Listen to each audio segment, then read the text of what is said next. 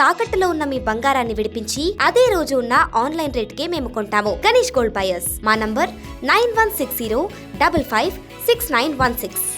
So జరిగిన కేంద్ర ఎన్నికల కమిటీ భేటీలో దీనిపై చర్చించారు. నియోజకవర్గంలో 1,00,000 మంది ముస్లిం ఓటర్లు ఉన్న నేపథ్యంలో బీజేపీ నుంచి ఎవరిని పోటీ పెడితే బాగుంటుందన్న దాని మీద కసరత్తు చేసినట్టు తెలిసింది. హైదరాబాద్ లోక్సభ స్థానంలో పోటీ చేసిన మాధవిలత అభ్యర్థిత్వం అంశం కూడా ప్రస్తావనకు వచ్చినట్టు సమాచారం.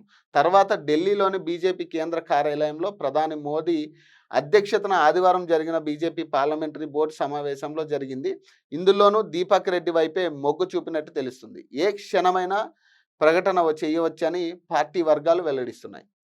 ఒకవేళ ఇప్పుడున్న పరిస్థితుల్లో ఖచ్చితంగా గనక లంకల దీపక్ రెడ్డికే టికెట్ ఇస్తే మళ్ళీ పార్టీ 3వ స్థానానికి ఉండే పరిస్థితే ఉంటుంది. ఎందుకంటే ఇప్పుడు ఆయన యాక్టివిటీస్ బట్టి కూడా కొంత పరిగణలో తీసుకునే పరిస్థితి ఉంటుంది. ఎందుకంటే ఆల్రెడీ 3 సార్లు గెలిచిన బీఆర్ఎస్ ఇప్పుడు రేస్లో ఉంది.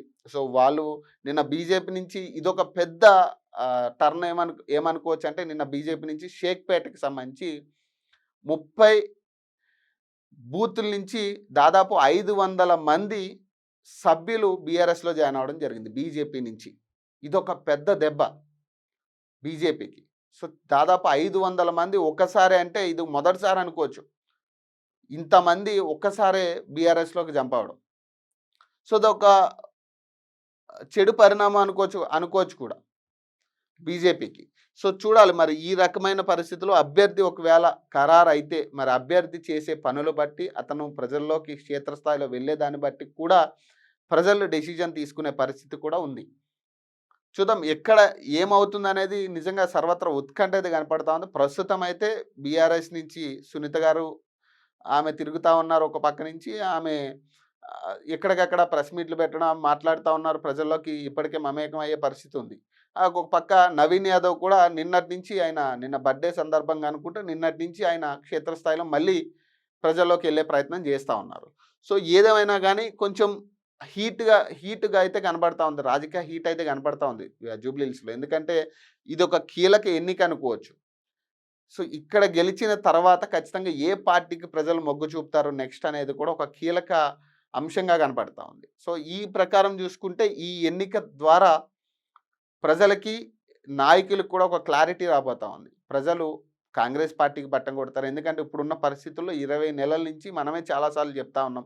హైడ్రా అంశాలు కావచ్చు, 6 గ్యారెంటీల విషయంలో అమలు అవ్వట్లేదని కానీ, రైతులు ఇబ్బంది పడుతున్నారని, చాలామంది వ్యతిరేకతతో ప్రజలు ఉన్నారనే దాని మీద చాలా సార్లు మనమే మాట్లాడుకున్నాం. మరి ఈ అంశాన్ని ప్రధానంగా నిజంగా ప్రజలు ఆ దృష్టిలో పెట్టుకుని ఓటేస్తారా, లేకపోతే మళ్ళీ కాంగ్రెస్కే పట్టం కట్టే పరిస్థితి ఉంటుందా అనేది కూడా ఇక్కడ తేలిపోతా ఉంది. అలాగే బీఆర్ఎస్ పార్టీకి సంబంధించి దాదాపు 3 సార్లు అక్కడ సిట్టింగ్ ఎమ్మెల్యే, అలానే 10 సంవత్సరాలు ఆల్రెడీ పరిపాలించిన తర్వాత అధికారంలోకి కాంగ్రెస్ పార్టీకి అధికారం ఇచ్చారు కాబట్టి తెలంగాణలో మరి ఇక్కడ ఒకవేళ మాగంటి గోపీనాథ్ గారు గెలిచినా కూడా మరి ఈసారి ఒకవేళ అధికార పార్టీకి కనుక మొగ్గు చూపితే ప్రజలు మరి ఆ రకంగా కూడా బీఆర్ఎస్కి గడ్డు కాలం వచ్చే పరిస్థితి ఉంటుంది.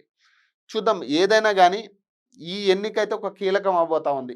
రాబోయే సార్వత్రిక ఎన్నికలకు సంబంధించి ఖచ్చితంగా ఇది ఒక కీలక అంశం అనుకోవచ్చు. దీని దాన్ని బట్టి డెసిజన్ కూడా ఉంటుంది ఖచ్చితంగా. నేటి నుంచే నామినేషన్లు. సో ఇవాళ నుంచి జూబ్లీహిల్స్ ఉప ఎన్నికకి సంబంధించి నామినేషన్లు స్వీకరించబోతా ఉన్నారు. దాదాపు 21 వరకు నామినేషన్లు దాఖలు చేసుకునే ఛాన్స్ ఉంది. సో హైదరాబాద్ నియోజకవర్గం ఉప ఎన్నికకు సంబంధించిన నోటిఫికేషన్ సోమవారం విడుదల కానుంది. ఎన్నికల సంఘం విడుదల చేసిన షెడ్యూల్ ప్రకారం నోటిఫికేషన్ జారీ తర్వాత నామినేషన్ స్వీకరణ ప్రారంభం కానుంది. సోమవారం ఉదయం 11 గంటల నుంచి 21వ తేదీ మధ్యాహ్నం 3 గంటల వరకు సెలవులు మినహా ఇతర రోజుల్లో సెలవులు తీసేయగా ఇతర రోజుల్లో దాదాపు ఈ రోజు 11 గంటల నుంచి 21వ తారీఖు 3 గంటల వరకు నామినేషన్లు స్వీకరిస్తారంట. దాఖలు అవకాశం ఉంటుందని జిల్లా ఎన్నికల అధికారి ఆర్వి కర్ణన్ ఆదివారం ఓ ప్రకటనలో పేర్కొన్నారు. షేక్పేట్ తహసీల్దార్ ఆఫీసులో ఏర్పాటు చేసిన రిటర్నింగ్ అధికారి కార్యాలయంలో నామినేషన్లు దాఖలు చేయవచ్చని తెలిపారు. 15, 16, 17 తేదీల్లో మంచి ముహూర్తాలు ఉన్న నేపథ్యంలో ఈ 3 రోజుల్లో ఎక్కువ నామినేషన్లు దాఖలు చేసే అవకాశం ఉందని రాజకీయ పరిశీలకులు భావిస్తున్నారు. బీఆర్ఎస్ అభ్యర్థి మాగంటి సునీత 15వ తేదీన, కాంగ్రెస్ అభ్యర్థి నవీన్ యాదవ్ 17వ తేదీన నామినేషన్లు దాఖలు చేసే అవకాశం ఉన్నట్టు తెలిసింది. అలాగే కొందరు స్వతంత్రులు, ఇతర పార్టీల అభ్యర్థులు బరిలో నిలిచేందుకు రంగం సిద్ధం చేసుకుంటున్నారు. కాగా ఉద్యోగ నోటిఫికేషన్ జారీ చేయనందుకు నిరసనగా నామినేషన్లు వేస్తామని నిరుద్యోగులు ప్రకటించారు. వారు బరిలో ఉంటారా లేదా అన్నది తేలాల్సి ఉంది. అభ్యర్థులు డిజిటల్ పద్ధతిలోనూ నామినేషన్ దాఖలు చేసే అవకాశం ఉంది.